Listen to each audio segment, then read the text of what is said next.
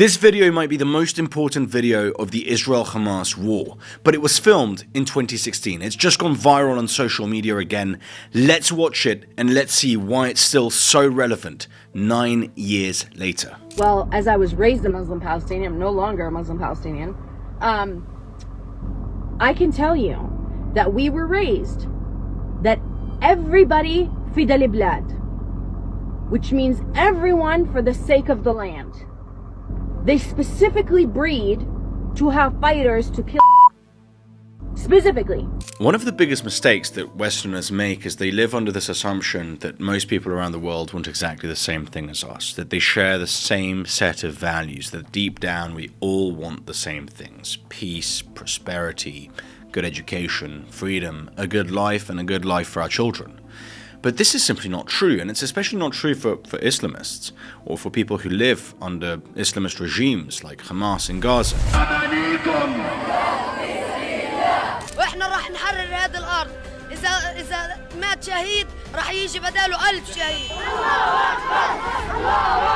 We have to understand that there are societies that operate under a completely different moral framework than ours.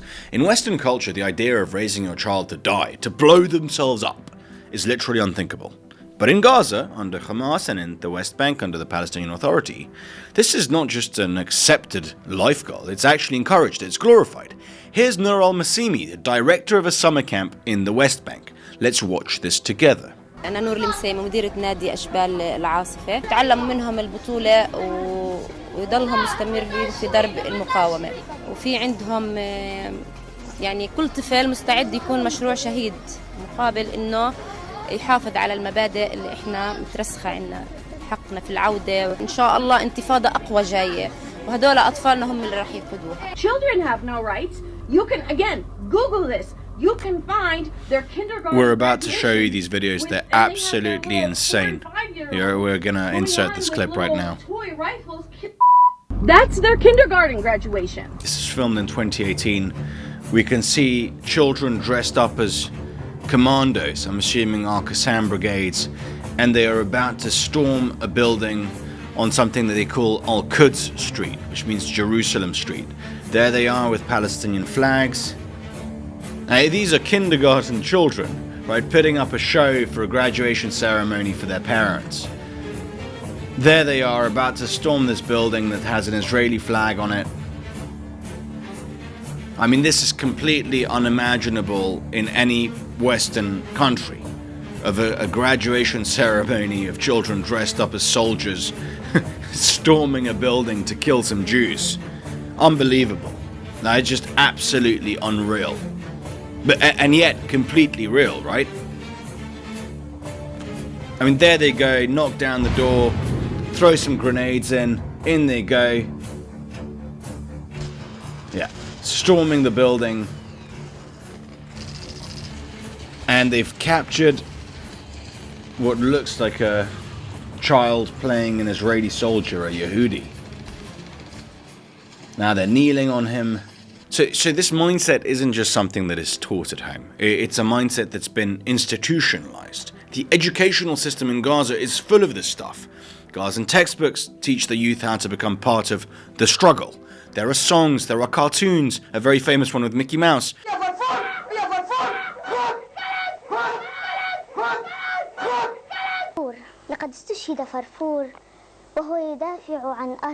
In Gaza, children are literally taught from a young age that their purpose in life is to become martyrs.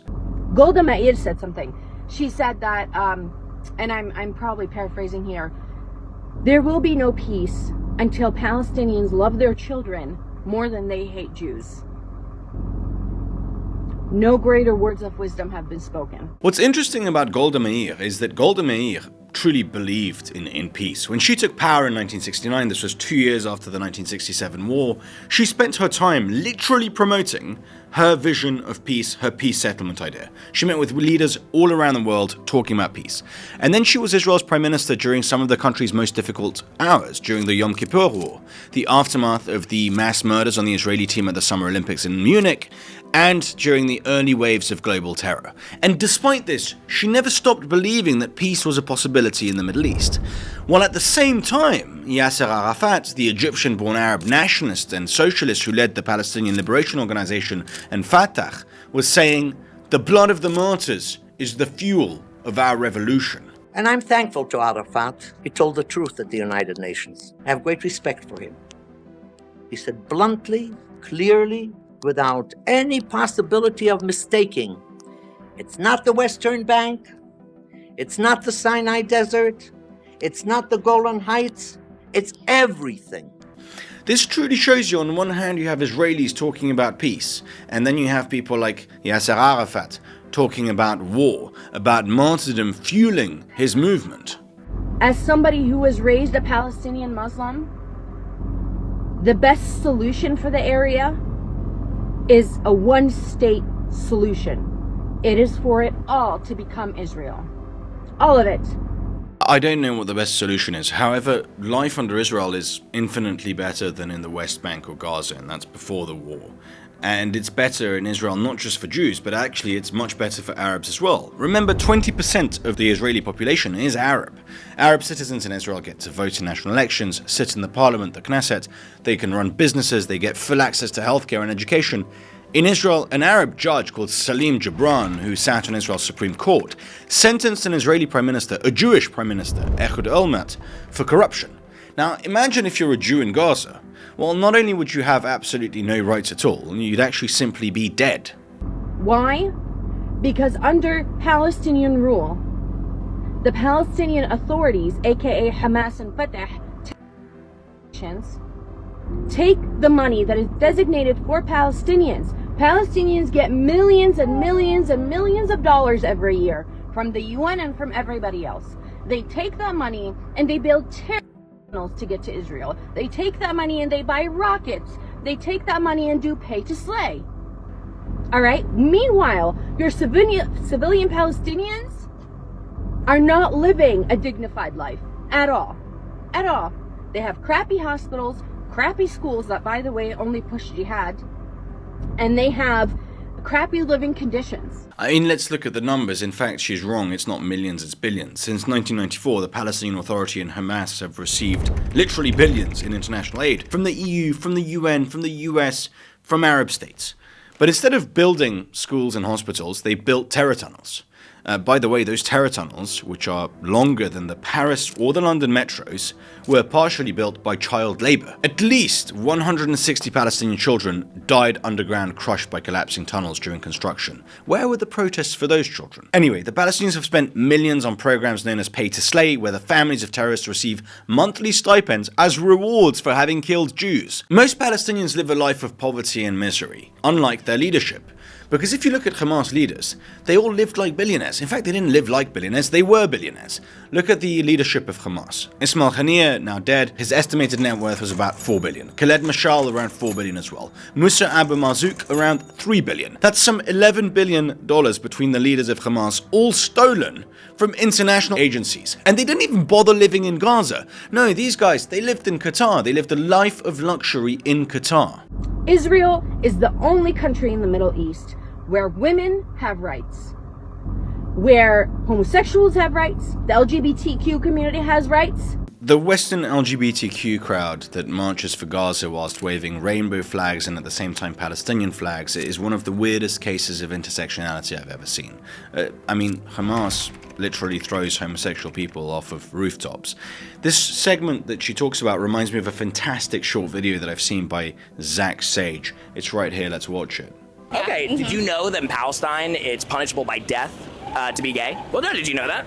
Well, I didn't, but I mean, I still don't. You had no clue? No. Did you know Israel's the only place in the Middle East where it's even legal to be gay? That's okay. I still don't think that people deserve to experience genocide and be mass murdered. So I don't either. Yeah, but I believe in equal rights above all. Sure. People's religious beliefs are beyond me. Do I think that people deserve the right to live freely and exist? Sure. Yeah, I do. Right. No matter what their personal beliefs are. But you're comfortable supporting a government that kills gay people? Yeah, I'm comfortable with that. That kills gay people just for being gay? I am, yeah, because I think that they should still be able to live. I think this short video is the perfect encapsulation of the ignorance of the LGBTQ people who are marching alongside the pro-Palestine crowd, alongside the Islamists, in this weird alliance of the far left, radical left, the woke left, and Islamists. They hate each other fundamentally. The Islamists don't accept the homosexuals. The homosexuals don't realize it, but actually they don't really like the Islamists either because they would want to impose a religious theocracy when they take power. But they have one shared goal. In this case, it's a hatred of Israel. And here we have it, this strange alliance, an intellectually incoherent alliance, an alliance of convenience for now. The Arabs of 48, they are the Palestinians that accepted Israel's offer of, hey, why don't you become Israelis? This is 1948. We'll give you full citizenship, you'll have full rights, and you can live in Israel. They accepted it. In the Middle East, they're known as the Arab al-48, which means the Arabs of 48. They live good lifestyles. As I mentioned before in this video, 20% of Israel consists of Arab Israelis. These are the descendants of people who chose peace instead of war in 1948. Now, here's what most of the pro-Palestine crowd marching in Western City doesn't know or doesn't want to talk about it. When Israel declared independence in 1948, 5 Arab armies invaded. And Arab leaders at the time told the Arab population, leave, just temporarily, they said.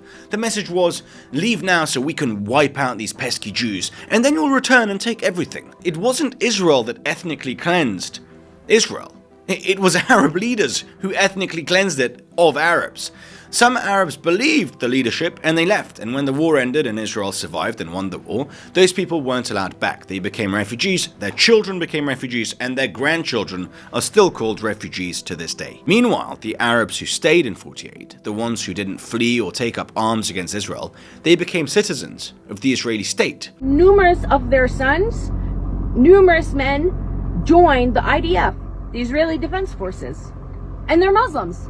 Absolutely, they're Muslims. We actually interviewed one of these Muslim IDF soldiers, a guy called Yahya Mahamid, who is an Arab Israeli Muslim who serves in the IDF. It was a fascinating conversation. Here's a little clip of it. Why did you betray your religion? I never betrayed anybody. My religion, my family. Being an Arab in Israel, you have to fill a certain expectation. I don't meet expectations. Hello, my name is Yahya Mahamid. I grew up hating Israel, and after October 7th, I'm in the ranks of the IDF, protecting the only Jewish country. And when there are interviews that are done with them, because they're traitors, they say the simple fact, which is 100% true, it is a fact. The Quran says, the Quran is the literal word of Allah. The Quran says, this land belongs to the Israelis. 100%. Even within Islam, there are clear references that the land was given to the children of Israel. The Quran itself in Surah Al-Ma'idah, chapter 5, verses 20 to 21, states, O my people, enter the holy land which Allah has assigned to you. Here is a short clip that will explain the Quranic argument for Israel belonging to the Jews much better than I could ever do it. Al-Quran is Zionist. Of course. Go on then. Explain. So in Al-Ma'idah, it says in the 21st ayah, speaking to Bani Israel, it says, O my people, enter the holy land that Allah subhanahu wa ta'ala has assigned to you, lakum, to Bani Israel. Very good. There's another ayah to reinforce that. Yeah. Which is in Al-Isra, very famous ayah, 104.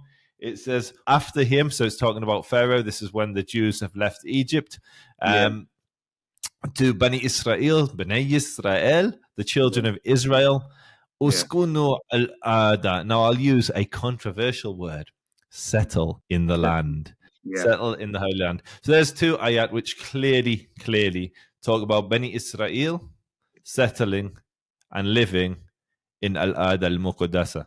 So the people chanting from the river to the sea have often never looked at a map. They have no idea what river it is, what sea. I forgot the river's name, but the sea is the Red Sea. No, I got this from someone else. Oh, somebody gave it to you. Yeah. Do you know what it means? No. They have no grasp of history, they have no grasp of geography, and they've certainly never read the Quran.